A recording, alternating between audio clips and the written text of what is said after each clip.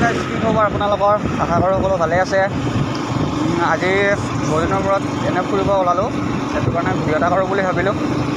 আজি যাই আছোঁ ৰাইন' ৰিজৰ্ট, গৈ আছোঁ আমি 4জন, আগত 2জন, আগত 4জন আছে আৰু আমি 2জন আছোঁ, 6জন যাই আছোঁ ৰাইন' ৰিজৰ্ট। গাইজ আজি অকল ফালাফলি হ'ব গাইজ, অকল আপোনালোকৰ ভিডিঅ'টো শেষলৈকে চাই থাকিব। অকল ফালাফলি, বেলেগ একো কথা নকওঁ গাইজ, আজি অকল ফালাফলি হ'ব। নাপায়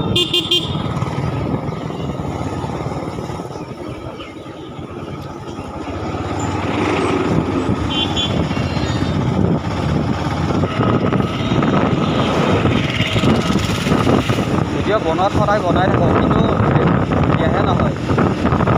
সেইদিনাখন ধলপুৰ গ'লোঁ, ৰাতিদিনাখন তাতেও বনালোঁ, কিন্তু দিবৰ কাৰণে এখন বনাই নাথাকিব, লাজ লাগে, সেইটো কাৰণে দিয়া নহয় আৰু। বনা বহুতকেইটা মই বনাইছোঁ, কিন্তু আৰু থাকি যায় কৰি দিয়াই নহয়।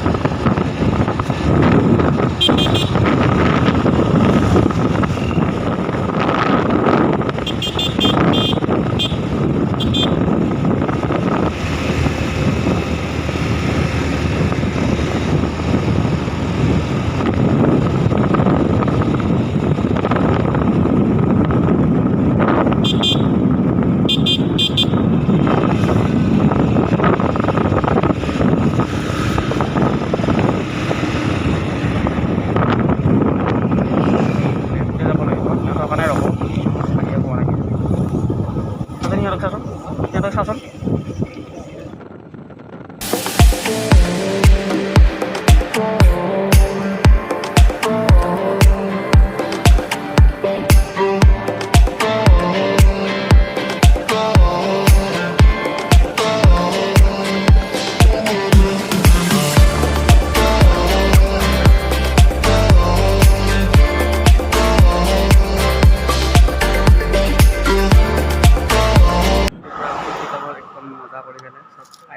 গাইজ লগৰ এটাৰ বাইকখন বেয়া হ'ল, এপ্লাগ গ'ল নেকি, তাকে আমাৰ মামাৰডোখৰ ইয়াৰ ওচৰতে, তাক ফোন কৰিলোঁ, মামাৰ ল'ৰাটোক ফোন কৰাত আহি মেকানিক এজন লৈ আহিলোঁ যাই পেলাই।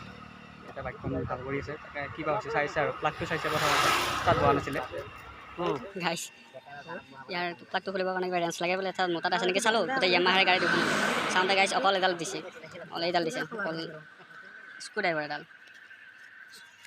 স্ক্ৰু ড্ৰাইভাৰ বুলি কৈছে গাইজ। এডালেদি মই কি খুলিম, এডালেদি কিবা যদি হঠাৎ গাড়ী বেয়া হয়, কি খুলিম মই এডালেদি গাইজ। ইমান দামেতে গাড়ীখন লৈ গাইজ, ভালকৈ এটা ৰেঞ্চ একবাৰ নিদিয়ে গাইজ। এই বেলেগ একো হোৱা নাছিল বাৰু, প্লাগটো জ্বলি গৈছিল, প্লাগটো বোলে কম দামী প্লাগ লগাইছিল, সেইটো কাৰণে জ্বলি গৈছিল। এতিয়া অলপমান দামী প্লাগ এটা লগাই দিছে আৰু 120 টকা আৰু সেইটো লগোৱা হ'ল, আৰু সেনেকৈ গ'লে আৰু ফালি ফুলি গ'ল। আগত এতিয়া যাই আছোঁ, আৰু এতিয়া 3টা বাজিলে আৰু কেতিয়া যাই পোৱা, ইয়াৰ পৰা আৰু 20 কিলোমিটাৰমান আছে। ভিডিঅ'টো চাই থাকিব। আৰু আজি থাম্বনেইল কি দিম আজি, বাইক কি হঠাৎ বাইকখন বেয়া হৈ গ'ল নেকি? হঠাৎ বাইকখন বেয়া হৈ গ'ল, থাম্বনেইল আজি গাইজ। ভিডিঅ'টো চাই থাকিব, আৰু এইখিনি অলপ আমি ফালি দিওঁ।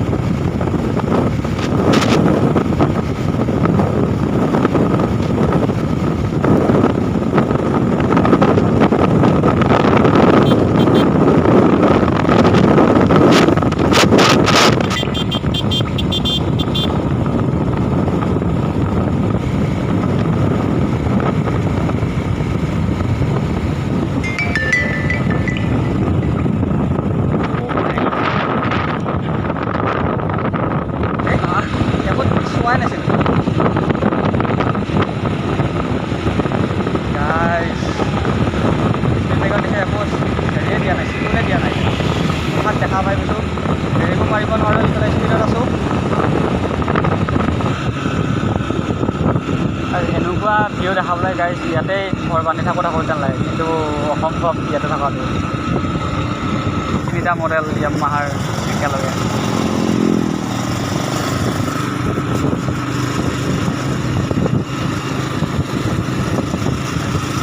R15 MC আৰু FZ 3টা মডেল একেলগে। গাইজ আহি পালোঁ ৰাইনৰ ৰিজৰ্ট ভিতৰত সোমাইছোঁ, অলপমান বেকগ্ৰাউণ্ডটো চাই ল'ব পাৰে। এইফালে সিহঁতে যাই আছে লগৰ কেইজন। তো এনেকৈ আৰু ধুনীয়া বনাইছে কিন্তু একদম মজা। গাইজ এতিয়া এনে ভিতৰতে সোমাই আহিলোঁ, আহি ওপৰতে গ'লেও এইফালে দেখা পাই গ'লে উঠিব পাৰি নেকি, পিছত তাতে নাইট জিপ লাইন আছিল আৰু তেনেকৈ আৰু তেনেকৈ পাৰি নেকি উঠিব গৈছিলোঁ, কিন্তু নাই নোৱাৰি। তাত আকৌ আহিলোঁ এতিয়া এনে অলপ ফুৰো চাওঁ ৰিজৰ্টখন আৰু অলপ চলপ আপোনালোককো দেখাই আছোঁ, চাই থাকিব। গাইজ এতিয়া আমি ভিতৰৰ পৰা আহিলোঁ, অলপমান ঘূৰিলোঁ, চালোঁ আৰু জেগাটো এইফালে আৰু সেইফালৰ পৰা আহি এতিয়া যাই আছোঁ, এইফালে যাই আছোঁ, এইফালেদিকে যাওঁ এনে চাই আহোঁ এইফালে কেনেকুৱা লাগে। সেইফালে যোৱাই নাই এতিয়ালৈকে, তাৰ পৰা আহিলোঁ এতিয়া গধূলিয়ে হ'ল, পূৰা 4:30 বাজি গ'ল। আমি ইয়াৰ পৰা এতিয়া ওলাওঁ, মানে চালোঁ অলপ ঘূৰিলোঁ, ভিডিঅ' কৰা তেনেকৈ নহ'লে আৰু যিখিনি ভিডিঅ' কৰিছোঁ ক্লিপত দি দিম বাৰু। আৰু এতিয়া লগৰ কেইজন গ'ল আৰু মই ভিডিঅ' কৰিবৰ কাৰণে অলপ ৰ'লোঁ আৰু লাষ্টলৈকে যাওঁ আৰু bye bye bye bye dino resort.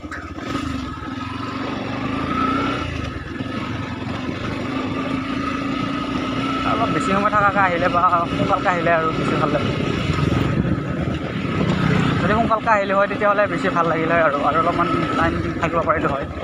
এতিয়া টাইমেই নাপালোঁ থাকিবৰ কাৰণে, গধূলি হৈ গ'ল। যাওঁ হৈছে, ঘৰত যাই পেলাই 7টামান বাজিবই আৰু ইয়াৰ পৰা 60-70 কিলোমিটাৰমান হ'ব আৰু আমাৰ তালৈকে।